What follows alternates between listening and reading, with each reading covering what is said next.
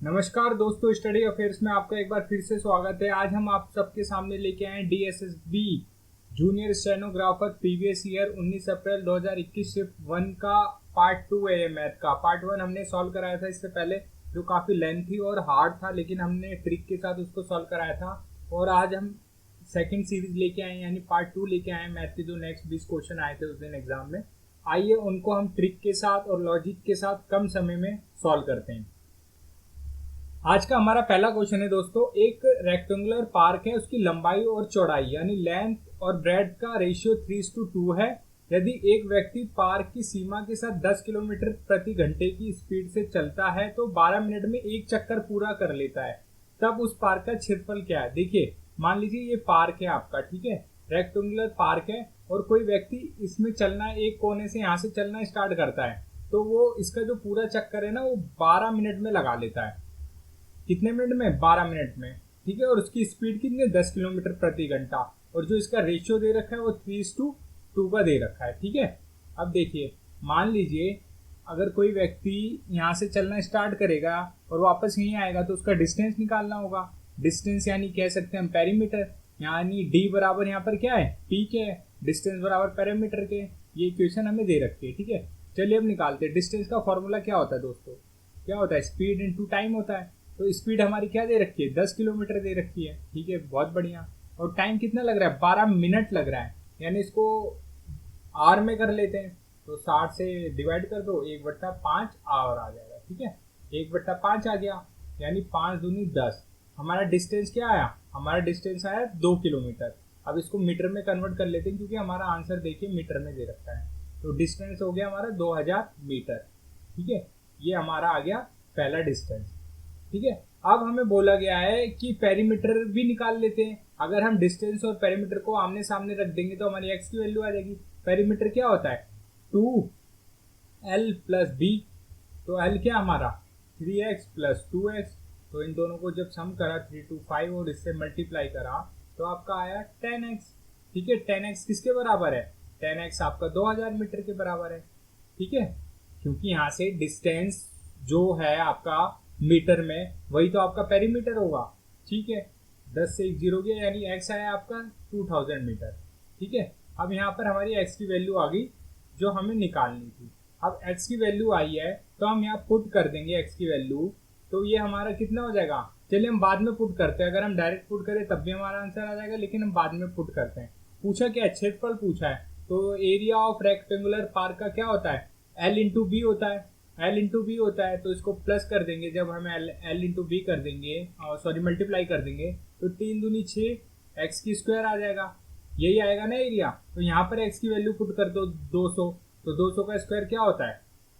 40,000 होता है। तो 6 इंटू 40,000 आपका हो जाएगा 2,40,000 वर्ग मीटर, ठीक है, मीटर की स्क्वायर। ये आपका आ जाएगा। और अगर आप यहाँ पर पुट नहीं करके पहले ही वैल्यू पुट कर लेते हैं यहाँ पर एक्स की 200, तो ये देखिए, दो तियाँ कितना हो गया? 2 तियाँ हो गया आपका 600, और ये हो गया आपका 2 दूनी 400। देखिए 6 चौक 24, इसको मल्टीप्लाई करेंगे 24, तो ये आंसर है आपका, ठीक है। एक बार चेक कर लेते हैं। जी हाँ, बिल्कुल यही आंसर है आपका, ठीक है। समझ आया? चलिए आगे बढ़ते हैं अगले क्वेश्चन की ओर। अगला क्वेश्चन है दोस्तों, चक्रवृद्धि ब्याज की एक निश्चित दर पर एक धनराशि 4 वर्षों में 64,800 हो जाती है और 6 वर्षों में 93,312। 5 वर्ष में अर्जित चक्रवृद्धि ब्याज क्या है? देखना, ये आपका कंपाउंड इंटरेस्ट का क्वेश्चन है। तो देखिए, मान लीजिए 3 साल में जो राशि आपकी बनती है, कोई भी 3 या 1 या 2 साल में कोई भी राशि बनती है, तो अगले साल जितना भी इंटरेस्ट होता है वो पूरी राशि पे लगता है 2 साल की। ये तो नहीं है कि 1 ही साल की राशि पे लगेगा, पूरी जितनी ओवरऑल आपकी अमाउंट होता है उस पे लगता है। तो सेम यही कंसेप्ट यहाँ पर है। 4 साल में 64,800 हो गया, तो जो 6 वर्षों के बाद इतना ब्याज बढ़ा है, 93,312 हुआ है, जो भी इनका डिफरेंस है वो इस पे लगा होगा टोटल इंटरेस्ट 2 वर्षों में, ठीक है, वो निकालते हैं। तो 93,312 माइनस 64,800,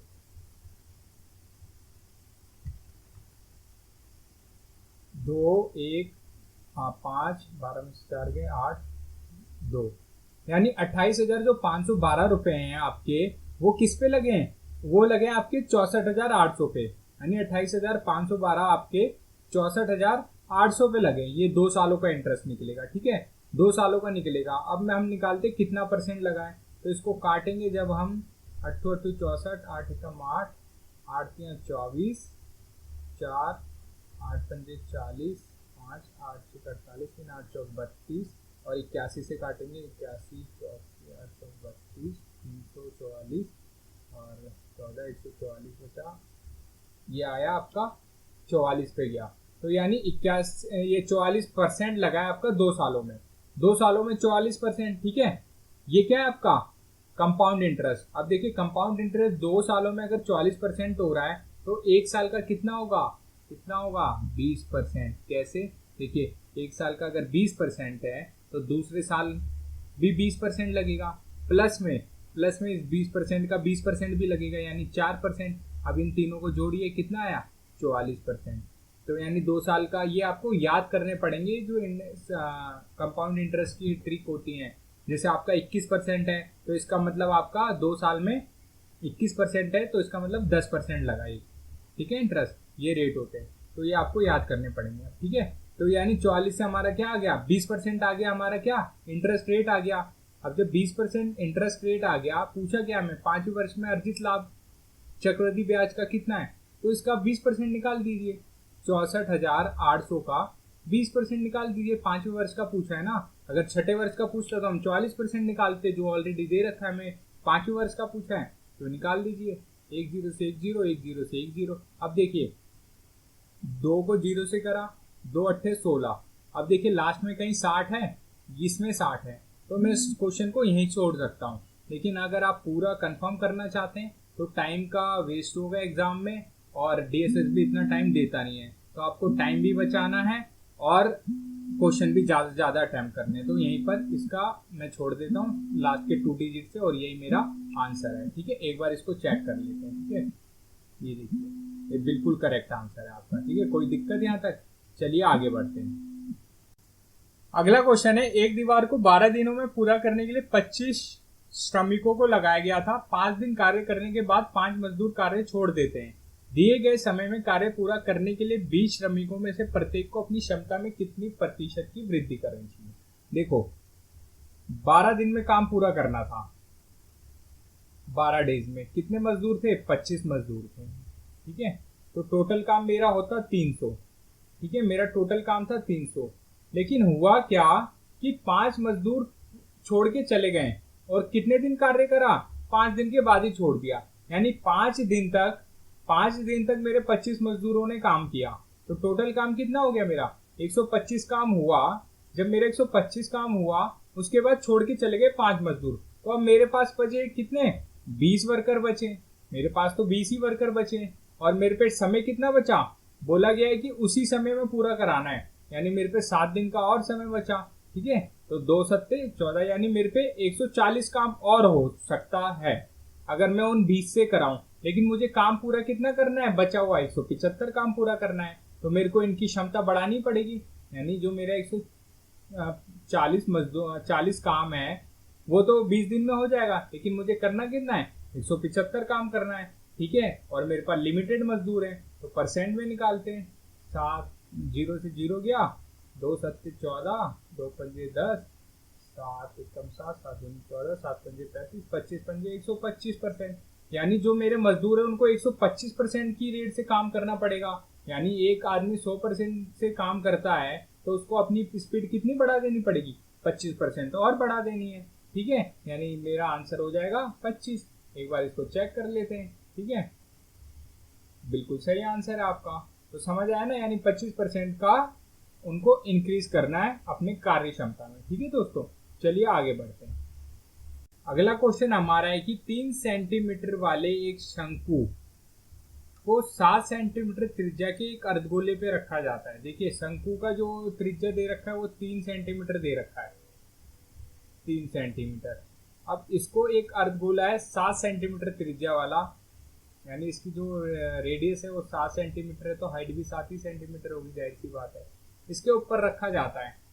शंकु की ऊंचाई अर्धगोले की ऊंचाई से दुगनी है, यानी जो शंकु की हाइट है ना वो हो गई 14 सेंटीमीटर, अर्धगोले से डबल है। ठोस का परिणामी आयतन ज्ञात कीजिए, यानी वॉल्यूम निकालना है आपको, सीधा वॉल्यूम। क्या फॉर्मूला होता है volume of cone? Volume of cone होता है 1/3 pi r square h. Volume of hemisphere यानी अर्धगोले का आयतन कितना होता है? 2/3 पाई आर की क्यूब। दोनों में कॉमन क्या है? 1/3 पाई कॉमन है और आर दोनों का अलग अलग है, ठीक है। और यहाँ बचा आर स्क्वायर एच, यहाँ बचा 2 आर की क्यूब, ठीक है। सॉल्व करते हैं। 22/7। देखिए कोन का आर क्या है? 3 सेंटीमीटर है, तो 3 3 9 हो गया, और हाइट कितनी? 14। 9 × 14। और यहाँ पर क्या है इसका आर? 7 सेंटीमीटर है अर्धगोले का, तो 7 7 49 और 7 343, ठीक है। आगे सॉल्व करते हैं। तो 1/3 गुणा 22/7, 14 में 126 प्लस 2 3 6, 2 चौक 8, 2 चौक 2 3 6, ठीक है, 686। अब इनको प्लस कर देते हैं। प्लस करा तो 6 से 12, हासिल 1, 8 2 10 और 11 और 6 1 7 और ये 9, ठीक है। अब इसको डिवाइड करते हैं। 6 और 1 7, 8 2 8 होगा, 812, ठीक है। अब इसको डिवाइड करते हैं। 7 एकम 7, 7 एकम 7, 7 116, ठीक है। इसको भी यहाँ से डिवाइड करते हैं। 3 7 21.33 समथिंग आएगा। अब जब 116 को 7 से मल्टीप्लाई करोगे तो आपका 850.67 के करीब आएगा, ठीक है। यही आपका आंसर है। अगला क्वेश्चन है हमारा, एक टेबल दी है, इसके बेस पे आपको आंसर देना है। देखिए बोला क्या है? 45 वर्ष से ऊपर के 45 लाख व्यक्ति, यानी 45 वर्ष से ऊपर ये, ठीक है। तो 16 से 30 वर्ष की आयु में कितने वर्ग व्यक्ति, यानी ये इसका पूछा है। तो ये यूनिट में आपका देखिए 16 और 9 कितने होते हैं? 25 और 5 कितने हो गए? 30 हो गए। तो आपसे 45 वर्ष से ऊपर 30 यूनिट है, और इसमें व्यक्तियों में कितना दे रखा है? 45 लाख दे रखा है।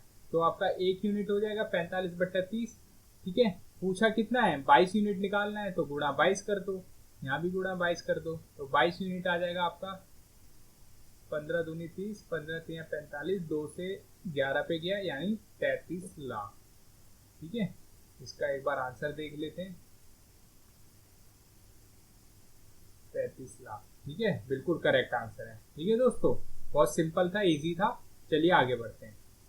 अगला क्वेश्चन है हमारा, मैं एक निश्चित दूरी तक चलता हूँ और कुल 37 मिनट का समय लेकर वापस सवारी करता हूँ। मान लीजिए यहाँ से यहाँ तक जाना था मेरे को, ठीक है। मैं कुछ दूरी तक गया, यहाँ तक गया और थक गया, उसके बाद मैंने यहाँ से सवारी कर ली, यानी गाड़ी कर ली मैंने, ठीक है। टोटल मुझे लगा 37 मिनट, टोटल ये दोनों चीज करने में लगा 37 मिनट, ठीक है। दिया क्या है? मैं 55 मिनट में दोनों तरफ चल सकता हूँ, यानी मैं यहाँ से यहाँ तक और फिर यहाँ से वापस जा सकता हूँ। कितने मिनट में? 55 मिनट में, यानी यहाँ से यहाँ तक और यहाँ से यहाँ तक मैं 55 मिनट पैदल चल के जा सकता हूँ, ठीक है। ये अलग है। मुझे दोनों तरफ से सवारी करने में कितना समय लगेगा, यानी अगर मैं सवारी से दोनों का डिस्टेंस करूं तो कितना टाइम लगेगा। अब देखिए यहाँ से यहाँ तक आने में उसे पैदल और सवारी से कितने 37 मिनट लगे, तो यहाँ से जाने में भी तो उसे पैदल और सवारी के साथ, पैदल और सवारी दोनों जोड़ लिया, तो कितने लगेंगे? 37 लगेंगे। 37 आपका कितना हो गया? 74। यानी अगर वो पैदल चलता है और थोड़ा सवारी से चलता है तो उसको 74 मिनट लगते हैं। अगर वो 55 मिनट में दोनों तरफ पैदल चल सकता है, सिर्फ पैदल, यानी 55 मिनट में पैदल चल सकता है, तो 14 में से 5 गए 9 और 6 में से 5 गए 1, तो 19 मिनट उसके बचते हैं जो वो सवारी से चला है। यानी वो सवारी से दोनों तरफ कितने में चल सकता है? 19 मिनट में, मात्र 19 मिनट में, ठीक है दोस्तों। एक बार चेक कर लेते हैं ये आंसर हमारा। 19 मिनट बिल्कुल करेक्ट आंसर है, ठीक है। 28% बच्चों ने इसका सही उत्तर दिया है, ठीक है दोस्तों। चलिए अब आगे बढ़ते हैं। अगला क्वेश्चन है, यदि एक ठोस अर्धगोले का कुल पृष्ठीय क्षेत्रफल 128 पाई वर्ग सेंटीमीटर, ठीक है, गोलार्ध का आयतन क्या होगा, यानी हेमिस्फीयर का वॉल्यूम निकालना है। देखिए आपका जो गोला होता है, हेमिस्फीयर होता है, अर्धगोला ऐसा होता है, तो इसका TSA यानी ये वाला हिस्सा और ये वाला हिस्सा आपका दे रखा है 108 पाई, ठीक है। तो ऊपर वाले हिस्से का आपका क्या होगा आयतन? पाई आर स्क्वायर, और नीचे वाले का 2 पाई r स्क्वायर, तो आपका ये 108 पाई के बराबर है, यानी 3 पाई r स्क्वायर बराबर 108 पाई। पाई से पाई गया, 3 से 36 पे गया, यानी आर स्क्वायर बराबर आया 36, तो आर बराबर आया आपका 6। रेडियस आ गया यहाँ से। अब पूछा एम स्क्वायर का वॉल्यूम निकालना है। क्या होता है एम स्क्वायर का वॉल्यूम? 2/3 पाई आर की क्यूब, तो 2/3, और आंसर पाई में, तो पाई को हम खोलेंगे ही नहीं। आर कितना है? 6। 6 का क्यूब कितना होता है? 6 6 36, यहाँ 216, ये हो गया आपका 216। और ये पाई ऐसे ही रहेगा, 3 से कटा, 3 7 21, 3 दूनी 6, 72 को 2 से मल्टीप्लाई करा, 144 पाई आपका आंसर है। ठीक है, एक बार इसको देख लेते हैं, हम चेक कर लेते हैं। बिल्कुल सही, करेक्ट आंसर है आपका 144। ठीक है दोस्तों, चलिए अब आगे बढ़ते हैं।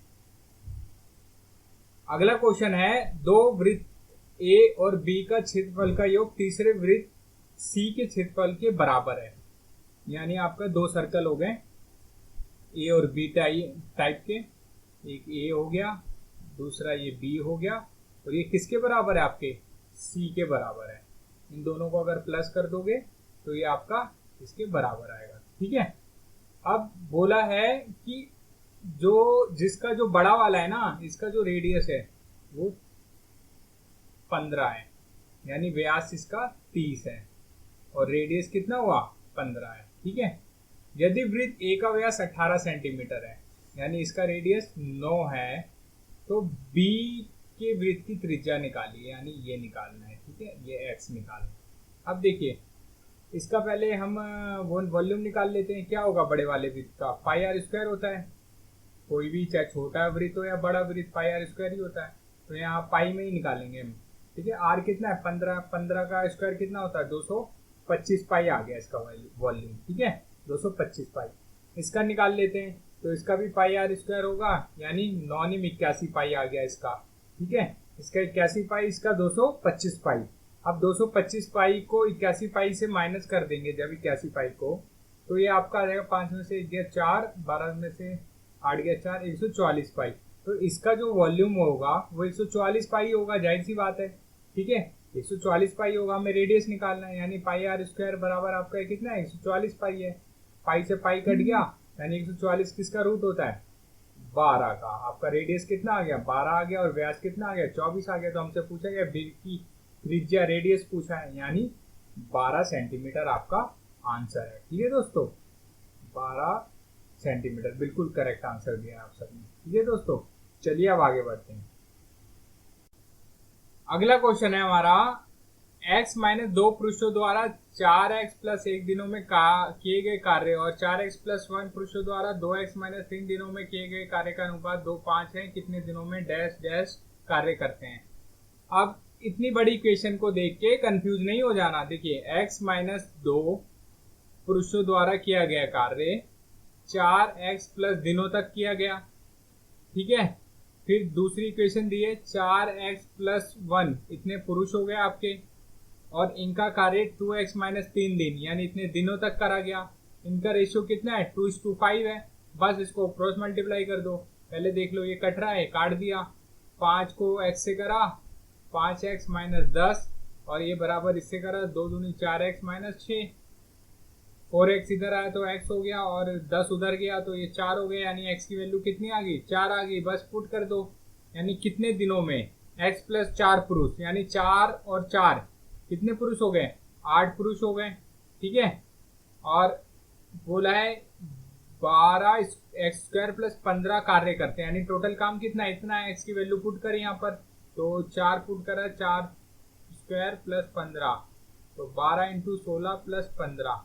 अब 12 इंटू 16 कितने होते हैं? 12 धाम 120 है ना, 12 6 72, 72 और 120 हो गए 192, प्लस में 15, बट्टे में कितने पुरुष करेंगे? 8 पुरुष, तो 5 2 7 9 और 1 10, हासिल 1 2, यानी 207 बट्टे 8 डिवाइड करा। डिवाइड करने पे आया आपका 8 दूनी 16, 4 8 पंजे 40, और 7 बट्टे 8, इतना आपका टाइम लगेगा, यानी इतना आपका काम होगा। इतने दिनों में आपके जो 8 पुरुष है, यानी x प्लस 4 8 पुरुष है, वो काम करेंगे। तो सिंपल सा था, यही आंसर है आपका। देखिए डी ऑप्शन दिया, एक बार चेक कर लेते हैं इसको। बिल्कुल करेक्ट आंसर है आपका। ठीक है दोस्तों, कोई दिक्कत यहाँ तक? चलिए अब आगे बढ़ते हैं।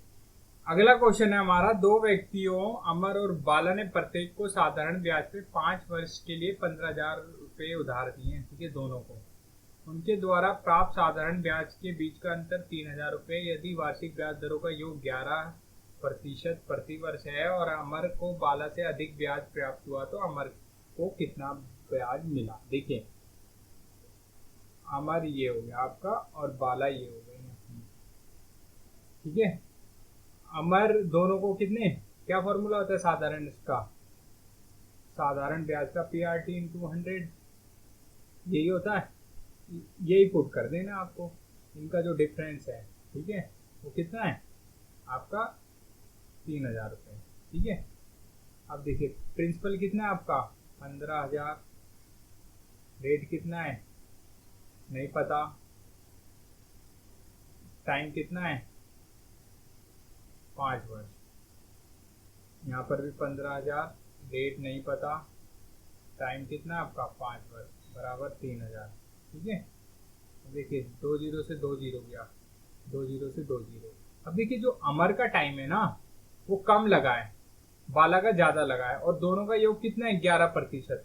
तो मैं अमर का मान लेता हूँ x लगा है, यानी 15, ये 150 गुणा इसका मान लेता हूँ मैं x लगा है, गुणा में 5, और जो इसका टाइम लगा होगा वो 11 माइनस एक्स होगा, है ना? तो 11 माइनस एक्स गुणा में 5। ठीक है, 3,000। अब देखिए दोनों में कॉमन क्या है? 150 और 5। इधर भी 150 और 5 कॉमन है, तो कॉमन ले लिया। 150 पंजे कितना होता है? 750। कॉमन ले लिया। अंदर यहाँ क्या बचा? अंदर बचा x। ठीक है, और यहाँ पर माइनस, और यहाँ पर बचा 11 माइनस एक्स। ठीक है, बराबर 3,000। अब इसको काट देते हैं, 1 जीरो से 1 जीरो गया, और 75 दूनी 150 दूनी 300, यानी 4 पे गया। तो आपका आया x माइनस 11 माइनस एक्स बराबर 4। ठीक है, अब इक्वेशन सॉल्व करते हैं। प्लस x हो जाएगा बराबर 4, 2x बराबर 15, यानी x बराबर 7.5। तो आपका x कितना आया? 7.5 आया। अब पूछा गया है तो अमर को कितना ब्याज प्राप्त हुआ, आपको ब्याज निकालना है। यहाँ पर 7.5 पुट कर दो। अगर हम 7.5 पुट करते हैं, 15,000 गुणा 7.5 बट्टे 100 गुणा 5। ठीक है, 1 जीरो बढ़ा दिया यहाँ पर, 3 जीरो से 3 जीरो गया। अब इसको मल्टीप्लाई करते हैं, 15 पंजे 75, यानी 75 गुणा 75 क्या होता है? क्योंकि जब भी किसी के लास्ट में 5 हो तो मल्टीप्लीकेशन बहुत सिंपल है, 55 25 कर दीजिए लास्ट का, और ये जो 7 है ना इसके बाद क्या आता है? 8 आता है, 7 8 56 कर दीजिए, यानी 5625। ठीक है दोस्तों, इसका आंसर है 5625। चेक कर लेते हैं हम। हाँ जी, हमारा कंप्यूटर कहता है बिल्कुल सही आंसर, और सिर्फ 9% बच्चों ने इसका आंसर सही दिया, सिर्फ 9% बच्चों ने। ठीक है दोस्तों, चलिए आगे बढ़ते हैं। अगला है, एक तालिका दी गई है और उसके आधार पे कुछ प्रश्नों के उत्तर देंगे। ठीक है, बोला गया है यदि 61 से 75 वर्ष की आयु वर्ग में 13.5 लाख लोग हैं, ठीक है, और 46 से 60 वर्ष की आयु की जनसंख्या में कितना अंतर है? यानी मतलब 61 से 75 वर्ष की जो आयु है ये है, इसमें कितना 13.5 लाख लोग दे रखे हैं। ठीक है, 13.5 लाख, यानी आपका एक कितना हो गया? एक यूनिट हो गया 13.5 लाख बट्टे 9, क्योंकि इसमें 9 यूनिट है। तो 9 से काटते हैं, 9 दाम 90, 9 एकम 9, 9 पंजे 45, 5 दूनी 10, 5 छः 15, यानी एक यूनिट हो गया आपका 1.5 के बराबर। ठीक है, पूछा 16 से 30 और 46 से 60 वर्ग आयु में अंतर बताना, यानी 1630 कितना है? 22। 22 को जब हम 1.5 से गुणा करेंगे, 22 को 1.5 से गुणा करेंगे तो आएगा हमारा 33। ठीक है, और अगर हम 46 से 60, 16 को 1.5 से गुणा करेंगे तो 16 कम 16 और 8 कितना हो जाएगा? 24। 16 और 8 आपका कितना हो जाएगा? 24। अब 33 और 24 में कितना डिफरेंस है आपका? 6 3 9, कितना डिफरेंस है? 9 का डिफरेंस है, यानी 9 आपका सही आंसर है। ठीक है दोस्तों, एक बार इसको चेक कर लेते हैं। 9 है, 9 लाख, ये लाख में आंसर है आपका 9 लाख, बिल्कुल करेक्ट आंसर, और 45% बच्चों ने इसका सही उत्तर दिया है। ठीक है दोस्तों, चलिए आगे बढ़ते हैं। अगला क्वेश्चन है हमारा, एक बार ग्राफ दे रखा है आपके सामने। ठीक है, इस टाइप का बार ग्राफ है, मैं इसको जूम आउट कर लेता हूँ, आपको दिख जाए ताकि। ठीक है, और पूछा है कि विज्ञापन शुल्क के अनुरूप केंद्रीय कोण क्या है। देखिए, आपको पता है एक सर्कल कितना कोण बनाता है, 360 डिग्री। ठीक है, और ये टोटल कितनी परसेंटेज आपकी 100% दे रखी है। पूछा विज्ञापन शुल्क यानी एडवर्टाइजमेंट कॉस्ट। एडवर्टाइजमेंट क्या है आपका, ये वाला सिंबल, यानी ये है एडवर्टाइजमेंट 18, तो 18%, टोटल कितना हमारा 100%, गुणा 360 डिग्री, परसेंट से परसेंट गया, 2 जीरो से एक जीरो गया, एक जीरो बचा, 2 नहीं 2 पंजे 10 और 2 नहीं 18, यानी 36 को 9 से मल्टीप्लाई कर दो और 5 से काट दो। ठीक है, 36 को जब हम 9 से मल्टीप्लाई करेंगे, ये आएगा हमारा 360 में से 36 माइनस करा हमने, 324 बटे 5, और इसको काटते हैं, 5 अच्छी 30, 2 5 चौक 20, 5 अच्छे 40, 64.8। देख लेते हैं क्या ऑप्शन में है 64.8, बिल्कुल है, एक बार चेक करते हैं, बिल्कुल करेक्ट आंसर है हमारा। ठीक है, ये हमारा बिल्कुल करेक्ट आंसर है, और इसको कितने लोगों ने सही उत्तर दिया है, 53% लोगों ने। ठीक है, तो यानी आपका जो ग्राफ पोर्शन है वो इजी आ रहा है। ठीक है, चलिए आगे बढ़ते हैं अगले क्वेश्चन की ओर। अगला क्वेश्चन है हमारा, 6120 रुपये को ए और बी और सी में इस प्रकार विभाजित किया जाता है कि ए को बी को प्राप्त होने वाली राशि का 2/3 भाग मिलता है, और बी को सी को प्राप्त होने वाली राशि का 1/4 मिलता है। बड़ा सिंपल क्वेश्चन, देखिए ये ए और ये बी और ये सी हो गए। ठीक है, अब ए को बी को प्राप्त होने वाली राशि का 2/3 भाग, यानी बी को 3 मिला तो ए को मिलता है 2। ठीक है, 2/3 भाग। बी को सी को प्राप्त होने वाली राशि का 1/4 भाग, यानी बी को मिलता है 1 तो सी को मिलता है 4। ठीक है, बस अब कुछ नहीं करना, इसका फैक्टराइजेशन करना है। कैसे करते हैं, यहाँ पर आप 3 है तो यहाँ भी 3 लिख दीजिए, और यहाँ 1 है तो यहाँ 1 लिख दीजिए, गुणा कर दीजिए, 2 एकम 2, 3 एकम 3, 4 3 12, यानी ए बी सी का रेशियो आ गया। ठीक है, अब इसको प्लस कर दीजिए, 12 3 15 2 17, यानी आपकी 17 यूनिट किसके बराबर है, 6120 के, और 17 3 51, 17 के 2, 1 यूनिट आपकी 360 आई। पूछा क्या है, बी का हिस्सा कितना है, तो 3 है, 3 यूनिट को मल्टीप्लाई कर दीजिए 360 से, क्या हो गया 36 दूनी 72, 36 108 और 0 का 0, यानी 1080 रुपये। ठीक है, एक बार चेक कर लेते हैं हम इसको, बिल्कुल करेक्ट आंसर हमारा, और 47% बच्चों ने इसका आंसर सही दिया। ठीक है दोस्तों, चलिए आगे बढ़ते हैं। अगला क्वेश्चन है हमारा, नीचे दिया गया एक बार ग्राफ है, उसके बेस पे आपको आंसर देना है। बोला क्या है, 2012 से 14 तक की औसत बिक्री, यानी सेल्स निकालनी, 2012 से 14, 5 से 11 से 17, 1740/3। 2009 से 14 तक की औसत उत्पादन में कितना अंतर है, दोनों का डिफरेंस बताना है। यानी 2009 से 14 औसत उत्पादन 0 0 0 0 0 0, लास्ट में 0 है, तो 6 7 8 15, 4 19, 2 21 हो गया आपका, 2 2 5 7 7 14 7 21, 5 26, 8 34, 7 41, कौन में 6 सालों का पूछा है, तो डिवाइड करते हैं, 6 36, 5 6 48, 6 पंजे 30, इसको भी डिवाइड करते, 3 पंजे 15, 3 8 24, 580, 685 में से 580 गया तो 105, यानी 105 आंसर है आपका, 105 टन में। ठीक है, चेक कर लेते हैं, 105 बिल्कुल करेक्ट आंसर है। ठीक है, 40% बच्चों ने इसका सही उत्तर दिया। चलिए अगला क्वेश्चन देखते हैं।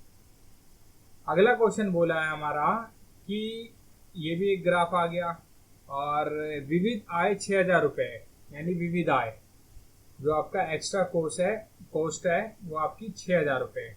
एक बार इसको इंग्लिश में कर लेते हैं, विविध आय का मतलब मुझे भी समझ नहीं आ रहा है, एक्स्ट्रा इनकम होगी मेरे ख्याल से। विविधाएं यानी मिसलीनियस एक्सपेंसेस, विविधाएं मतलब मिसलीनियस एक्सपेंसेस है आपका, तो 6,000 रुपये। तो पूछा how much more are binding and cutting charges then miscellaneous, तो जो आपका बाइंडिंग और कटिंग चार्जेस है वो मिसलीनियस चार्जेस से कितना ज़्यादा है। तो हमारा बाइंडिंग और कटिंग चार्ज कितना है, हमारा है ये आपका कौन सा हो गया, ये वाला हो गया मेरे ख्याल से 18%, ये वाला, ये आपका 18 है, ठीक है। बाइंडिंग और कटिंग कॉस्ट। मिसलीनियस आपका कौन सा है, मिसलीनियस आपका ये डॉट वाला, ये आपका हो गया 4%, ठीक है 4%। तो 18 में से 4 के 14% का डिफरेंस है, लेकिन यहाँ पर रुपीज में पूछा है। तो मिसलीनियस एक्सपेंसेस कितने हैं आपके, मिसलीनियस एक्सपेंसेस है आपके 4%, यानी 4% बराबर है 6,000 का। तो 1% हो गया आपका 1,500। 14% निकालना है तो 14 से मल्टीप्लाई कर दिया आपका, तो 14% बराबर आया 15 चौके 60, यानी 21,000। देखते हैं 21,000 हमारा आंसर है, नीचे ऑप्शन में देखते हैं 21,000 है तो, और बिल्कुल करेक्ट आंसर आपका, ठीक है दोस्तों, बिल्कुल करेक्ट। चलिए अगला क्वेश्चन देखते हैं। अगला क्वेश्चन है हमारा, एक व्यक्ति, एक करण नाम का, उसने एक निश्चित दूरी तय की, दो तिहाई, वो भी पूरी नहीं की, 2/3 की, और जब उसकी कार में खराबी हो गई तो उसको खड़ा करके वो बाकी दूरी पैदल चल गया। यानी मान लीजिए आपका यहाँ से यहाँ तक कोई डिस्टेंस है, ये आपका 2/3 हो गया, 1 2 3 ये डिस्टेंस है। तो यहाँ तक तो भाई साहब ने कार से की, ठीक है, 2 रेशियो कार से, और जो 1 रेशियो था वो पैदल चल के की, ठीक है, पैदल चल के। अब बोला गया है आगे कि उसकी पैदल यात्रा का समय कार से यात्रा के समय का 9 गुना था। मान लीजिए कार से उसको लगता है 1 यूनिट, ठीक है, तो पैदल गया वो 9 यूनिट में। पूछा है कि उसके चलने की गति और उसकी कार की गति का अनुपात क्या है। देखिए चलने की गति 1:1, और कार की गति 9 दूनी 18। तो इसको मैं शॉर्ट में कर सकता हूँ, 9, ये आंसर आ जाएगा, जब 10 सेकंड का है।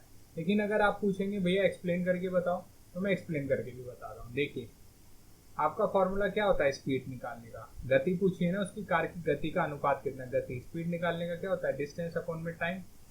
तो पहले हम निकालते हैं किसकी, ये वाला, यानी कार की। तो कार की स्पीड कितनी है हमें नहीं पता, डिस्टेंस पता है 2 यूनिट, कितना समय लिया 1 यूनिट, ये यानी स्पीड आ गई आपकी 2, ठीक है, ये पहले का हो गया। अब दूसरा निकालते हैं हम, दूसरे पैदल चलने का। तो पैदल चलने का भी सेम फॉर्मूला, डिस्टेंस कितना है 1 यूनिट, ठीक है, और टाइम कितना लिया 9, ठीक है, ये आ गया, ठीक है, दोनों का रेशियो। तो यानी 2 रेशियो क्या आया 1/9, और जब इसका एलसीएम लोगे तो क्या हो जाएगा 18:1। ये आ जाएगी आपकी स्पीड कितनी, कार की और पैदल चलने की। अब पूछा क्या है कि उसकी कार की गति, उसकी चलने की गति और कार की गति का अनुपात, यानी रिवर्स कर देना 1:18, ठीक है, यही आंसर है। इसको आप शॉर्ट में भी कर सकते हो, ठीक है, चेक करना है तो चेक कर लेते एक बार, ठीक है। चलिए अब आगे बढ़ते हैं। अगला क्वेश्चन है, एक एक्सप्रेस ट्रेन 100 किलोमीटर प्रति घंटे की औसत गति से चलती है और प्रत्येक 75 किलोमीटर के बाद 3 मिनट का हॉल्ट लेती है, ब्रेक लेती है। अपने गंतव्य प्रारंभिक बिंदु से 600 किलोमीटर की दूरी तक पहुंचने में से कितना समय लगेगा। देखिए सिंपल क्वेश्चन है, कुछ नहीं करना, 600 किलोमीटर है, 100 की स्पीड है, तो यानी 6 घंटे तो यहाँ सूखे लग गए, इसके 6 आवर तो यहाँ लगे, और हर 75 किलोमीटर के बाद 3 मिनट का हॉल्ट लेते हैं, यानी 600 में कितनी बार रुकी होगी, 75 कितनी बार आता है, 75 दूनी 150, 150 दूनी 300, 300 दूनी 600, यानी 8 बार वो रुकी है हर 75 मिनट के बाद। लेकिन जो 600 किलोमीटर के बाद जब यात्रा पूरी होगी तो रुकने का तो वही नहीं बनता, कोई रुकने का तो कोई जायज ही नहीं बनता ना। तो 8 में से यानी हम कितनी बार बोलेंगे, 7 बार रुकी है, ठीक है, 7 बार रुकी है 3-3 मिनट के लिए, तो 7 के 21, ठीक है, 6 और 21 मिनट इसका आंसर है, ठीक है। आंसर देखना है, चलो देख लेते हैं। 6 घंटा 21 मिनट, बिल्कुल करेक्ट आंसर है। ठीक है दोस्तों, अगला क्वेश्चन देखते हैं अब। अगला क्वेश्चन और लास्ट क्वेश्चन है आज का हमारा कि 1 मिनट में ऊपर कर लेता हूँ इसको। एक निश्चित राशि पे, फिर इंटरेस्ट का क्वेश्चन है। देखिए इंटरेस्ट के क्वेश्चन बड़े पूछे जाते हैं डीएसएसबी में। एक निश्चित राशि पे समान दर से 2 वर्षों में अर्जित किया जाने वाला साधारण ब्याज और चक्रवृद्धि ब्याज में 1,000 रुपये और 1,040 रुपये है। ब्याज की दर बतानी है, सिंपल है। तो देखिए 2 साल में 1,000 आपका सिंपल इंटरेस्ट है, तो 1 साल में कितना लगा, 500 लगा। ठीक है, और जो चक्रवृद्धि ब्याज है वो 40 रुपये ज्यादा लगा। ठीक है, मान लीजिए आपका हो गया सिंपल इंटरेस्ट हो गया, पहले साल 500, दूसरे साल 500। चक्रवृद्धि ब्याज आपका पहले साल 500, दूसरे साल 500 और 500 पे 40 रुपये ज्यादा, तो ये हो गया आपका कंपाउंड इंटरेस्ट 1,040। ठीक है, और ये हो गया आपका 1,000। अब ये जो 40 रुपये है ये इस 500 पे लगा है ना, तो यानी ये जो 40 रुपये है 500 पे लगा है, कितना परसेंट है, तो उसे हो गया 5 से 8, यानी 8% आपका क्या है, चक्रवृद्धि ब्याज है।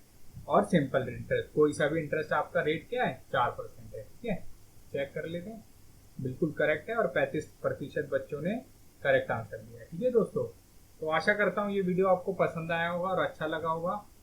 ऐसे ही हम और एग्जाम के एनालाइज करेंगे डीएसएसबी के। अगर आपको कोई भी क्वेश्चन पेपर सॉल्व करवाना हो डीएसएसबी का, कोई भी किसी भी शिफ्ट का आपको प्रॉब्लम हो, डाउट हो, चाहे TGT, PGT, PRT, clerk, steno, कोई सा भी एग्जाम हो, आप हमें कमेंट में बता दीजिए, इस डेट का आप सॉल्व करिए, उस डेट का पूरा पेपर आपको सॉल्व करके दिखाएंगे। पूरा करवाना हो तो पूरा भी करेंगे, मैथ का करना हो तो मैथ का करेंगे। ठीक है दोस्तों, तो प्लीज़ हमारे चैनल को सब्सक्राइब कर देना और वीडियो को ज़्यादा से ज़्यादा शेयर करना। ओके दोस्तों, मैं मिलता हूँ नेक्स्ट वीडियो में, तब तक के लिए गुड बाय, जय हिंद, गॉड ब्लेस यू।